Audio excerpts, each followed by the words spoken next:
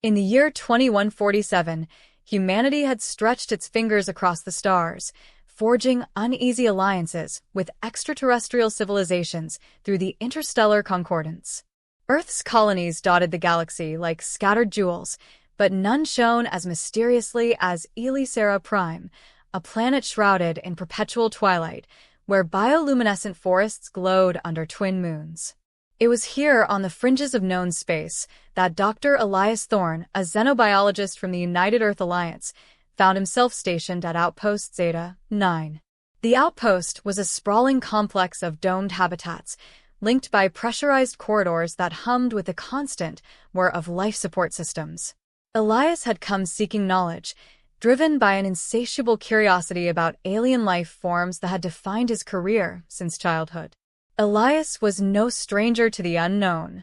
At 42, with a lean frame honed by years of fieldwork and a mop of unruly brown hair streaked with gray, he had catalogued species on dozens of worlds. His eyes, sharp and analytical behind augmented reality lenses, missed little. But Elisera Prime was different. The native Elysians were a reclusive race, humanoid in form but ethereal in presence, tall, slender beings with skin that shimmered like liquid mercury, eyes glowing with an inner light that shifted colors based on emotion. They communicated through a blend of telepathy and melodic speech, their voices resonating like wind chimes in a storm. Rumors swirled about one Elysian in particular, Lyriel Voss, known as the Shadow Weaver. She was said to possess abilities that defied physics, manipulating shadows to form weapons, delving into minds to extract secrets, and commanding fear itself as a tool. Entire delegations from other worlds had fled her presence, diplomats reduced to trembling wrecks after a single glance. The Concordance had labeled her a high-risk entity, advising avoidance at all costs. Yet Elias's mission was to bridge gaps, to understand. When his superiors assigned him to study Elysian biology, he couldn't resist delving into the myths surrounding Lyriel. Little did he know that fate, or perhaps something more insidious, would bring them face to face. The incident began on a routine expedition into the Whispering Woods, a vast forest where trees pulsed with bioelectric energy, their leaves whispering secrets to those who listened. Elias, accompanied by a small team of researchers and security personnel, ventured deep into the undergrowth to collect samples of the luminescent fungi that carpeted the forest floor. The air was thick with the scent of ozone and nectar, and the ground squelched underfoot like living tissue. As dusk fell, though on Elisera it was always dusk, the team stumbled upon an ancient ruin, a crumbling ziggurat overgrown with vines that glowed faintly blue. This predates known Elysian history, Elias murmured, scanning the structure with his handheld analyzer. His team spread out, but unease rippled through them. Whispers grew louder, not from the trees, but from within their minds, subtle intrusions that set nerves on edge. Then she appeared. Lyriel Voss materialized from the shadows as if woven from them, her form coalescing like smoke into solidity. She stood over 7 feet tall, her skin rippling with iridescent patterns, clad in a flowing garment that seemed to absorb light. Her eyes burned violet, piercing through the gloom. The team froze. One security officer dropped his rifle, his face paling as invisible tendrils of fear gripped his heart. Another researcher screamed, clutching her head as visions of her worst nightmares flooded her mind. "Leave this place," Lyriel's voice echoed, a symphony of haunting tones that vibrated through their bones.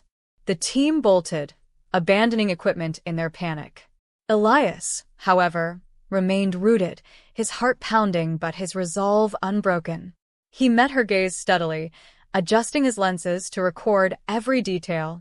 Lyriel tilted her head, curiosity flickering in her violet eyes.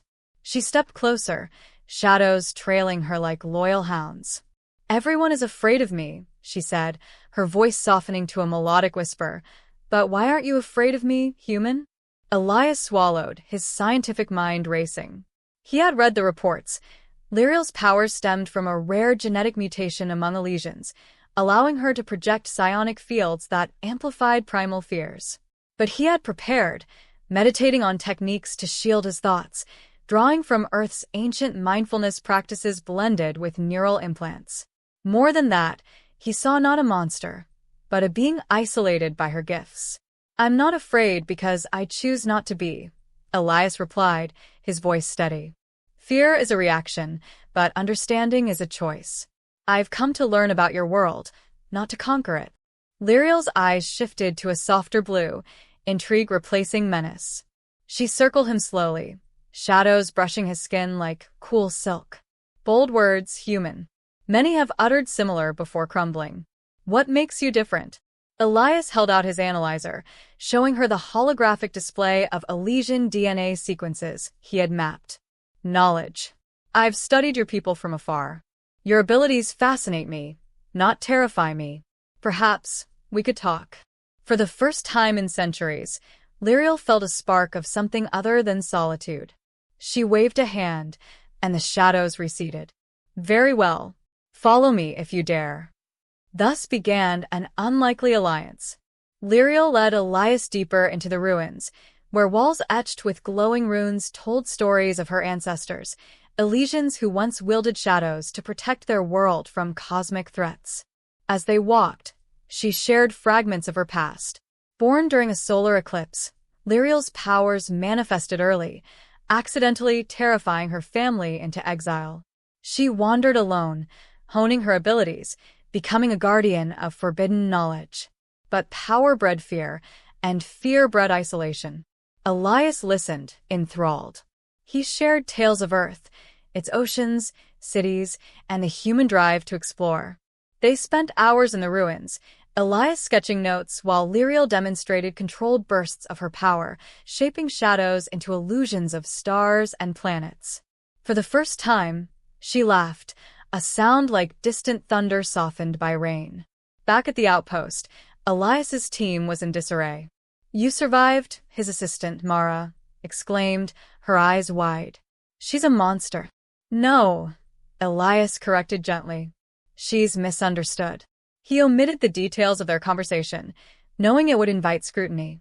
That night, as he reviewed his recordings, a message appeared on his console, psionic in origin. "Return tomorrow. There is more to show." The middle of their story unfolded over weeks, a tapestry of discovery and danger. Elias returned to the ruins daily, under the guise of solo expeditions. Lyriel revealed hidden chambers beneath the ziggurat, filled with artifacts, crystalline orbs that stored memories, devices that bent gravity, and tomes of psionic lore.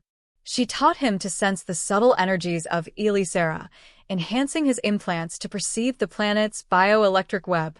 In return, Elias introduced her to human culture. He played symphonies from his database, explained quantum physics, and shared holovids of Earth's history. Lyriel was captivated by humanity's resilience, how they had risen from wars and environmental collapse to reach the stars. "Your kind fears, yet persists," she observed one evening, as they sat atop the ziggurat under the moon's glow. But their bond drew shadows of its own. Whispers spread through the outpost. Elias was consorting with the Shadow Weaver. His superiors demanded reports, suspecting espionage. Worse, rival factions lurked. The Vorth Syndicate, a coalition of opportunistic aliens from neighboring systems, coveted Elisara's secrets. They had long feared Lyriel, but saw Elias as a vulnerability. One fateful night, as Elias and Lyriel explored a subterranean cavern pulsing with energy crystals, alarms blared in his mind, his neural link detecting intruders. Vorth agents, cloaked in stealth suits, descended upon them. Blasters fired, shattering crystals and unleashing raw psionic waves. Lyriel unleashed her power, shadows erupting like a storm, ensnaring attackers in webs of darkness that amplified their fears into paralysis. "Stay behind me," she commanded, her eyes blazing red. Elias, no warrior, grabbed a fallen blaster and fired defensively, his shots precise from simulator training.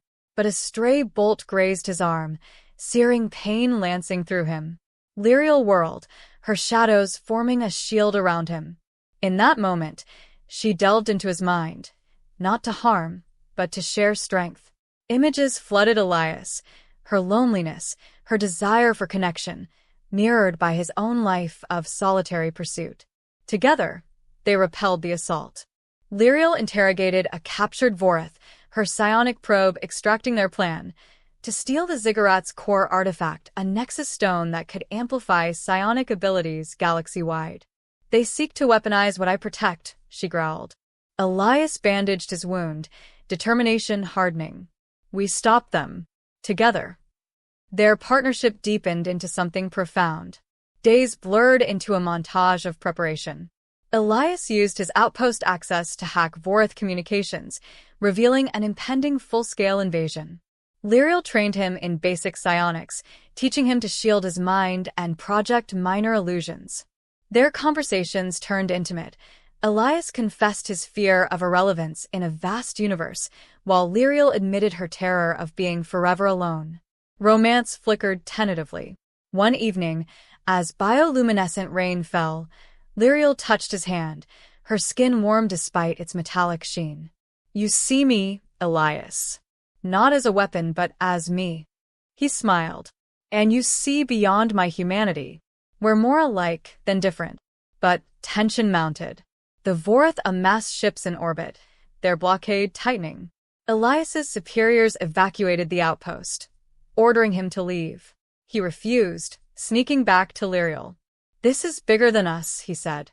"If they take the Nexus Stone, it could ignite war across the Concordance."